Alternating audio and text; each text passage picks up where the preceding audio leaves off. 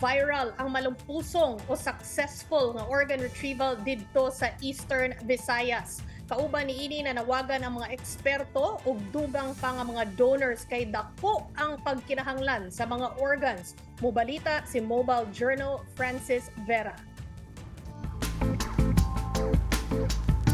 Sa kauna-unahang pagkakataon, matagumpay ang naging organ retrieval na ito sa Eastern Visayas Medical Center.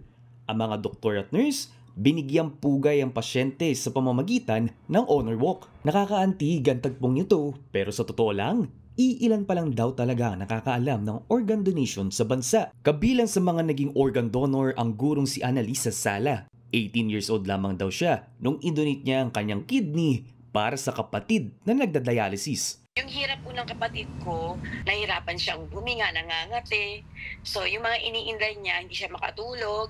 So ako na po yung talagang nag-offer sa magulang ko na magdo-donate na lang po ako ng kidney nung taon na yun. Ayon sa Human Organ Preservation Effort o HOPE ng NKTI na silang nag-retrieve sa organ ng isang donor sa Eastern Visayas Medical Center, dapat malusog din ang donor. Dapat ang ating donor ay malusog at healthy at wala siyang nakakahawang sakit kasi transplant is very delicate procedure na we need to be careful.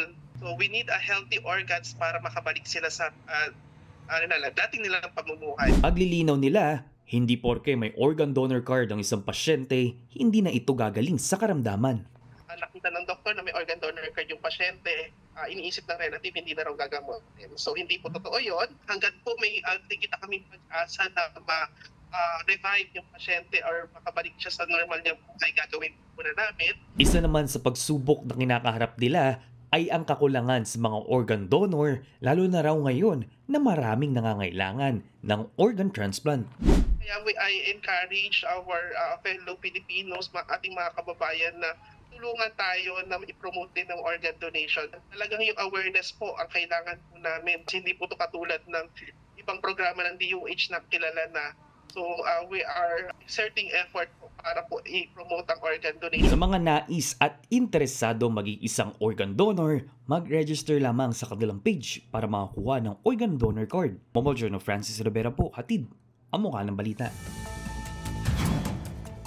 Mga bay, magkuyog na sadta ugma para sa balita sa mga balita sa Visayas ug Mindanao. Ako si Chicky Verhel. Cheryl? Daghang salamat, Chicky Verhel.